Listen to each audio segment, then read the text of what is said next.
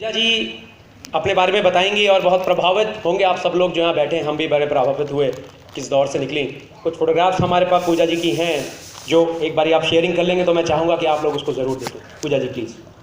नमस्कार दोस्तों, मेरा नाम पूजा ठाकुर है और मैं बेसिकली शिमला की रहने वाली हूँ। प्रोफेशन की बात करूँ तो मैं भी एक आयुर्वेदिक डॉक्टर हूँ। तो मुझे 2007 में प्रॉब्लम हुई थी, मुझे खांसी हुई थी। स्टार्टिंग में मुझे खांसी हुई थी। उस टाइम मैं देहरादून में जॉब करती थी एक प्राइवेट हॉस्पिटल में आयुर्वेदिक। तो काफ़ी दिन खांसी हुई, वो मुझे ठीक ही नहीं हो रही थी। फिर मैंने डॉक्टर से बात करी, मैंने कहा सर मुझे खांसी होती है, मैंने सब कुछ खा लिया, कुछ भी आराम नहीं हो रहा है। तो फिर सर ने कहा कि एक एक्सरे ले लो कहते। तो सर 2 मिनट ही हो गए, बिल्कुल आप तो उन्होंने कहा कि एक्सरे लिए तो मेरे जो चेस्ट लंग्स थे उसमें होल्स थे, 3 होल्स।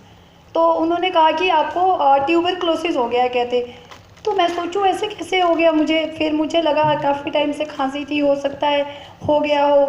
तो फिर उन्होंने डॉट्स लिख दिया बाहर से, सरकारी हॉस्पिटल से।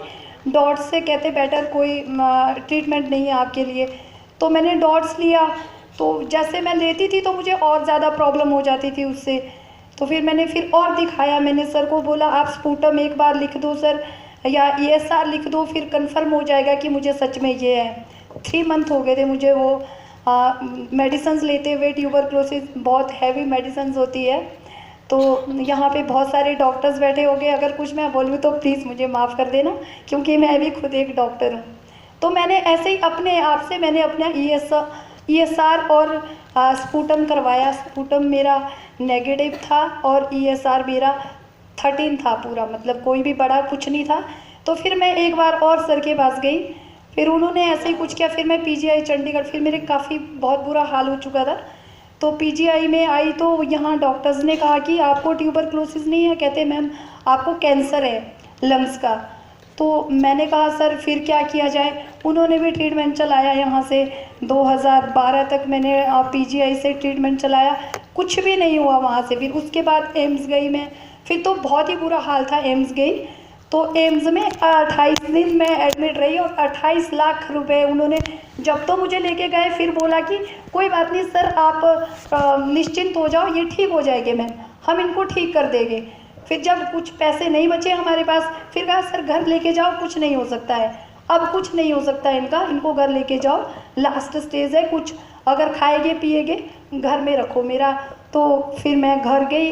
फिर मेरा बहुत बुरा हाल था, बहुत, मैं बोल नहीं पाती थी, आंखें नहीं खोल पाती थी मैं कुछ भी। मेरा एक छोटा बेटा है। तो उसके बाद अनुपमा है जो इंडस विवा में काम करती है, उसने मेरे हस्बैंड को फ़ोन करके बोला कि एक कहते हैं इंडस विवा में आई पल्स है, कहते मेरी सिस्टर की बेटी है, वो अभी भी यहाँ पे है। तो कहते चाचू उनको दे दो, हो सकता है ठीक हो जाए। तो उन्होंने कहा इतना मैंने खर्च कर दिया, उससे ठीक नहीं हुई, अब तेरे इंडस विवा से क्या ठीक हो जाएगी वो। तो मैं बोल नहीं पाती थी, लेकिन मैं सुन सकती थी, मैं फील कर सकती थी।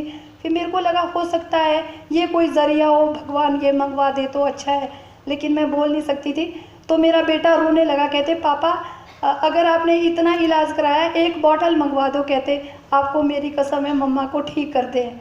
तो उनको भी लगा बच्चा है, चलो कोई नहीं। और जब वो आईपल्स लेके आए, जब स्टार्ट किया तो कॉटन से उसको मेरे मुंह में डालते थे।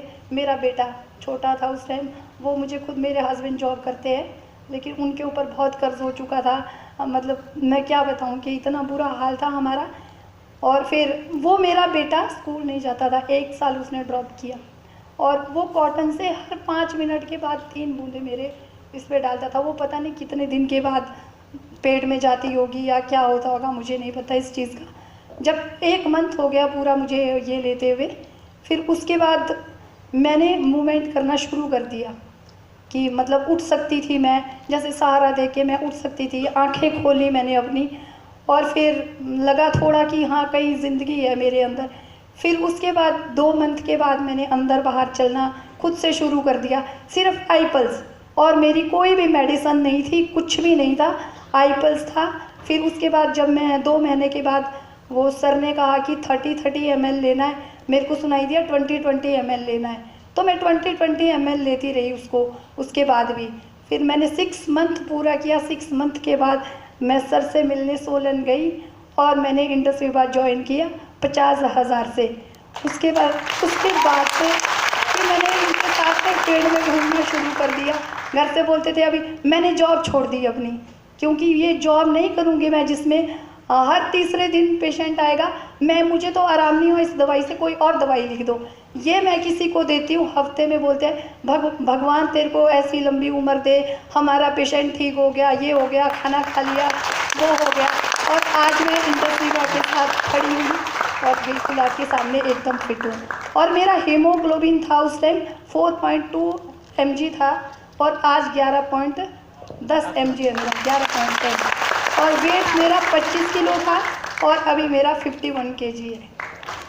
Thank you so much, thank you so much. आपकी ये बातें और आपकी ये टेस्टिमोनी यहाँ पे कई लोग की आंखें खोल देंगी। मेरी आंखें भी इस वक्त नम हैं, क्योंकि आप सोच के देखिए, अगर आपके साथ ऐसा हो जाए और आप ऐसे दौर से निकल के आएँ और आपको कोई ऐसी चीज़ मिल जाए जो आपको एक नई ज़िंदगी दे दे, उसका एहसास मैं तो महसूस नहीं कर सकता, पर मेरे गूज बम्स इस वक्त निकल रहे हैं। और मैं देख रहा था कि सारे के सारे लोग बहुत ही डेप्थ से इसको सुन रहे थे। Thank you so much, thank you so much, thank you so much, thank you, thank you so much, thank you all.